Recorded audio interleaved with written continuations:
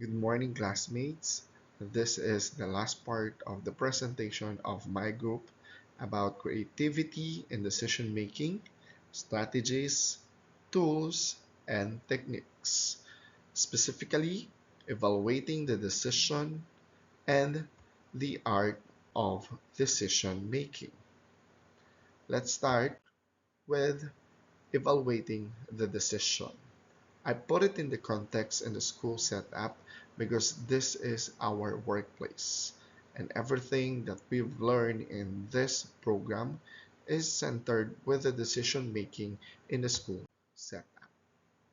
Because in school setup, we do the process of decision making that involves the multiple stakeholders, including administrators, teachers, parents, and sometimes we include our students. In order for us to understand the process of decision making in school, let's have the key steps. First, we have the identify the decision. It's clearly define the decision that needs to be made. What is the problem? This could be arranged from curriculum changes to the budget allocations. Second, the gather information. Collect relevant data and input from various stakeholders like teachers, parents, administrators, or from students. This might include the academic performance data, feedback from teachers and parents, and best practices from other schools, or we do the benchmarking. Third, we have the identify the alternatives. Develop a list of possible options or solutions. For example, if the decision is about implementing the new teaching method, consider different approaches and resources. And we should have from plan A to plan Z so that we know what are the next steps that we can do in our decision. Fourth, we need to weigh the evidence. Evaluate the pros and cons of each alternatives. This step often involves the discussions and meetings to consider the potential impact on students, staff, and school community. And that is also the process of collecting data. Next, we have choose among alternatives from the step number 3.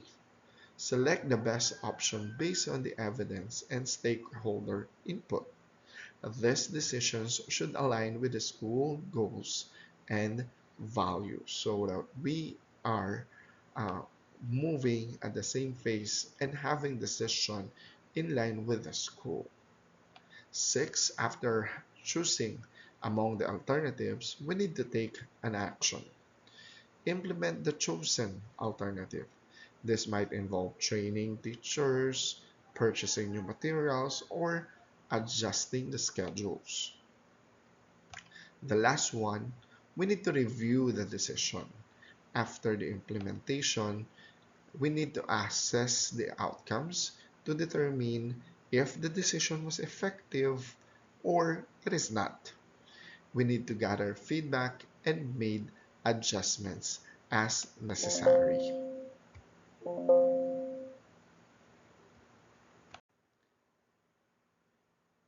Now, let's put it in the scenario, which is implementing a new technology-based learning program. First in the steps is identify the decision.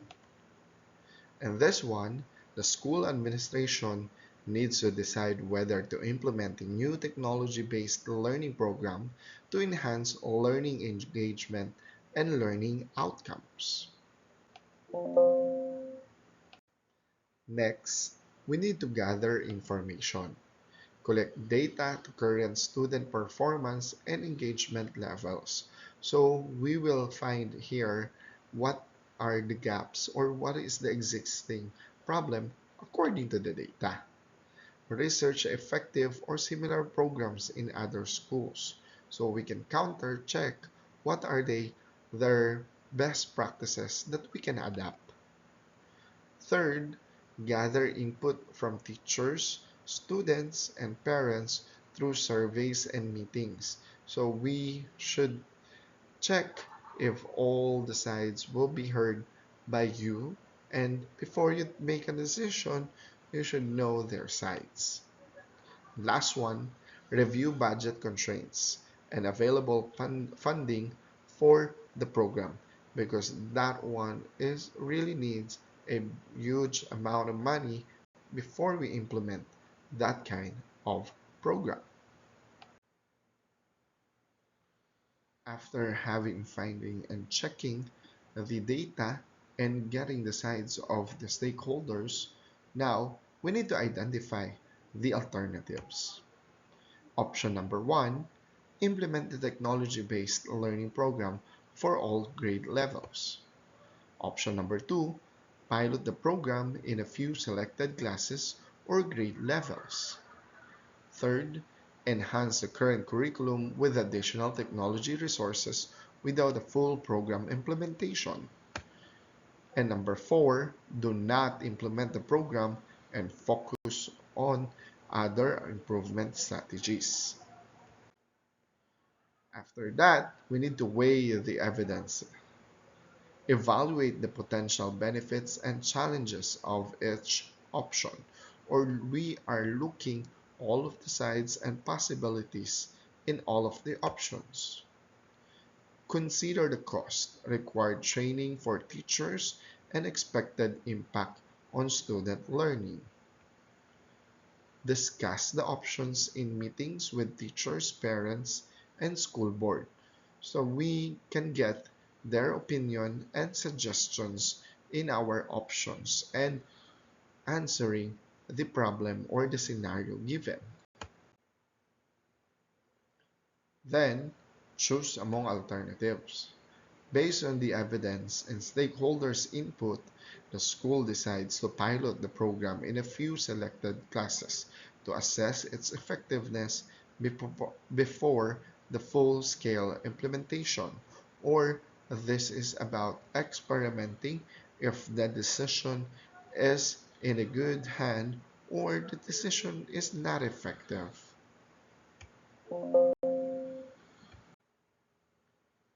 Then, we need to take an action.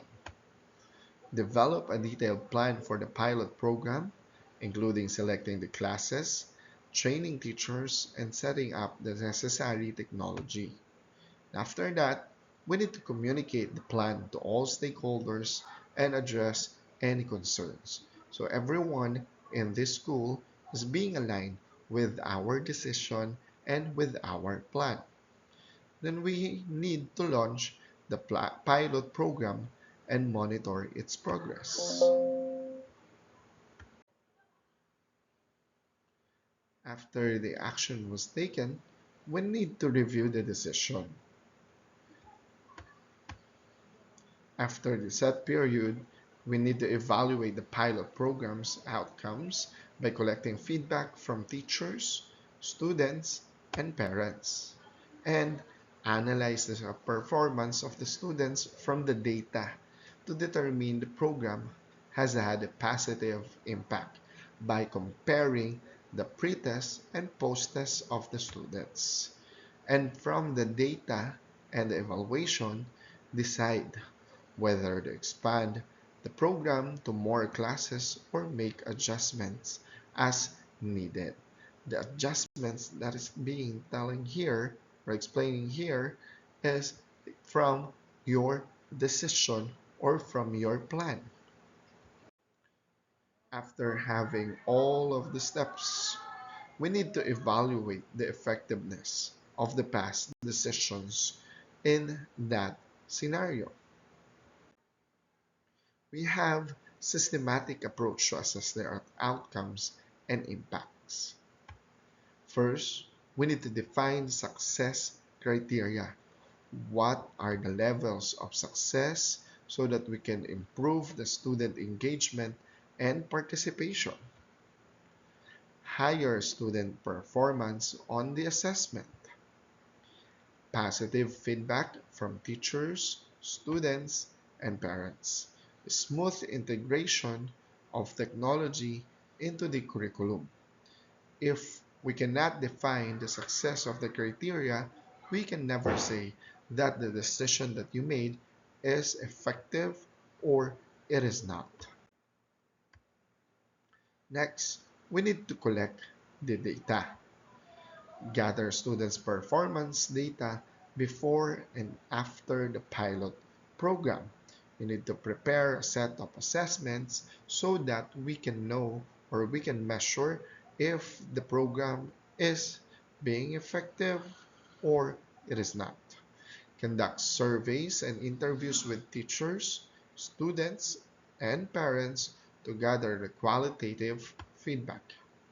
Observe classroom interactions and technology usage.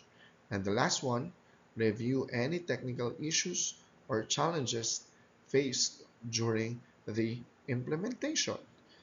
This step is very important. It is because this one will tell you the effectivity of the whole program because the data cannot lie with the results. Next, we need to analyze the outcome. Compare student performance data to see if there was improvement in test scores and overall academic performance. Analyze survey responses to gauge the level of engagement and satisfaction with the program. Identify any patterns or trends in the feedback from different stakeholders group. And after that, we need to identify the impact. Did the students show increased interest and particular in lessons? If is there's any progress with their test results? Is there's any progress with their engagement? And evaluate teachers' experience with the new technology. Did it enhance their teaching methods or create additional challenges?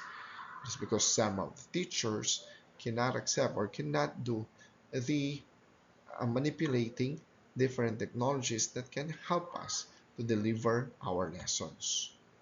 Consider the broader impact on the school community, including any changes in parent involvement support. Next, we need to learn from the experience from implementing the program.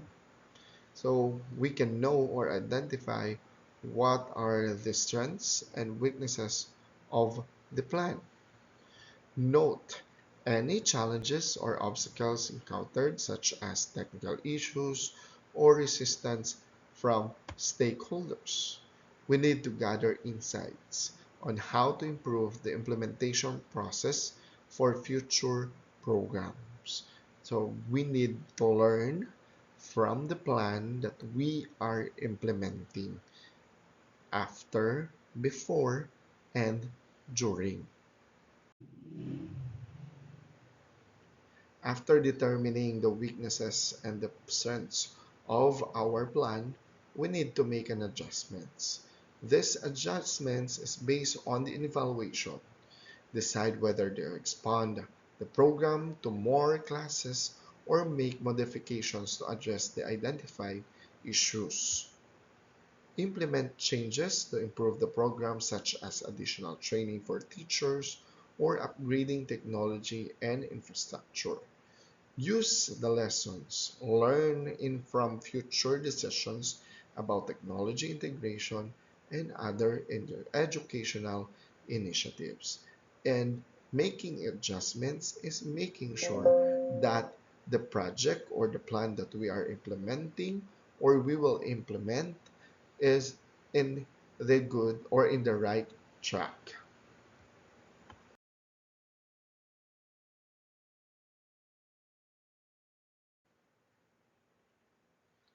By following these steps, the school can systematically evaluate the effectiveness of the pilot program and make informed decisions about the future implementation.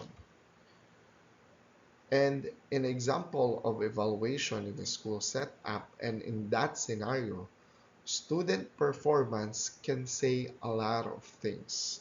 Like after the pilot program, student test scores improve by an average of 10%, which is it is only explaining that there is a positive impact on the academic performance. Next is engagement and feedback. If the survey showed that 85% of students felt more engaged in their lessons and 90% of teachers reported that technology enhancement their teaching methods, it means that it is in the right track. Challenges. Some technical issues were reported, such as connectivity problems and learning curve for both students and teachers. These issues were addressed through additional training and technical support. And we need to know the overall impact.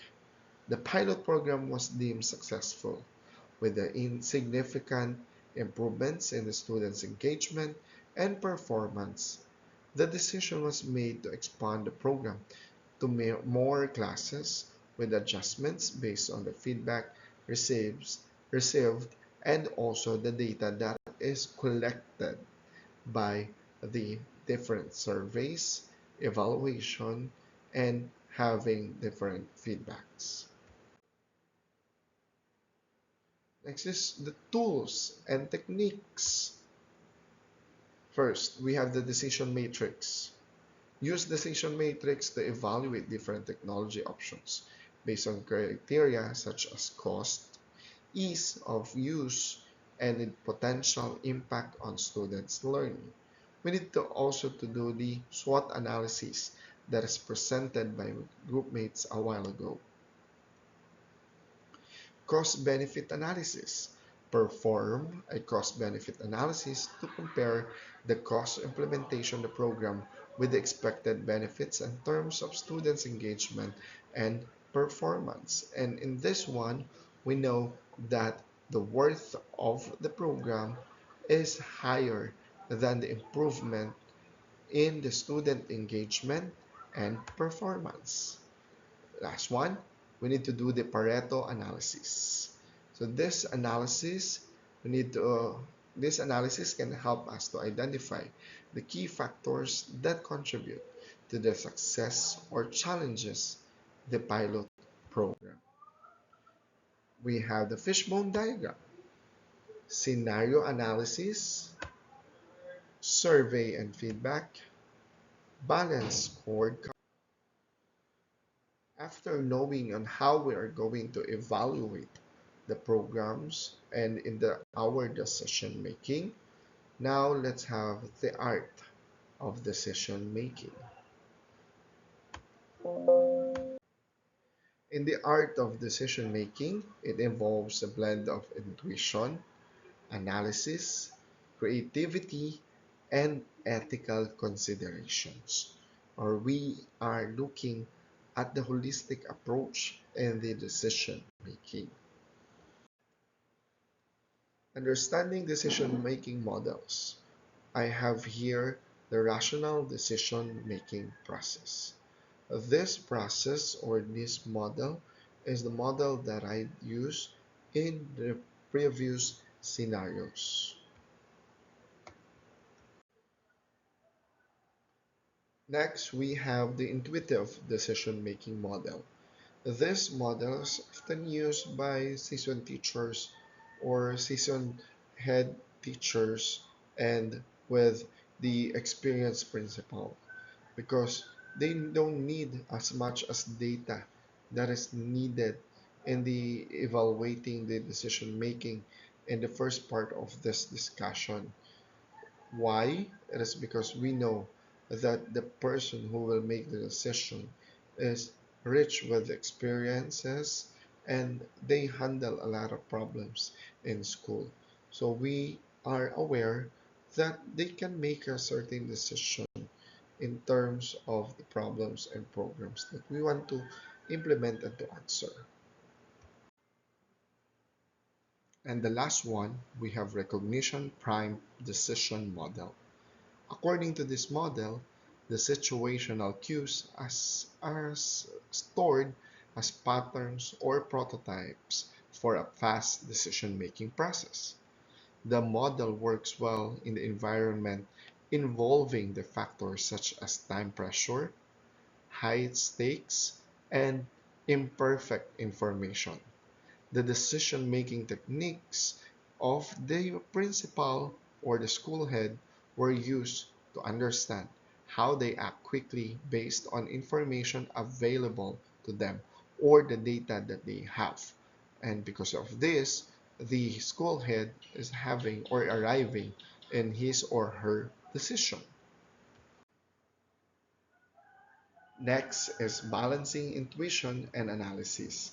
When deciding a new extracurricular program, the principal might rely on both intuition, or that is based on his or her experience and understanding of student interest, and the analysis, or that is based on the data and the feedback of the students. We have enhancing problem-solving skills. Teacher can use problem-solving techniques to address classroom management issues. This might involve identifying the root cause of disruptions, brainstorming solutions, and implementing strategies to improve student behavior. We need to cultivate the creativity that we have. For example, in designing lesson plans that can address the gap of the learning of the students and can help us to deliver our lessons carefully and effectively. Practicing ethical decision making. In this one, in art of decision making, we need to consider the impact on the students' well-being and the future because they are the heart of the education and the one who will be benefited with our decision. Learning from experience. Learning from experience, it means that we are using our previous experiences in order for us to arrive with effective decision making and to arrive a certain program that can help us to improve our decision making. To summarize and to end this lecture, evaluating decision making and mastering the art of decision making have significant implications in education. Systematic evaluation of decision enhances their quality, fosters accountability, and promote transparency, leading to more effective policies and practices that positively impact student outcomes. It also helps identify the best practices and encourage continuous improvement.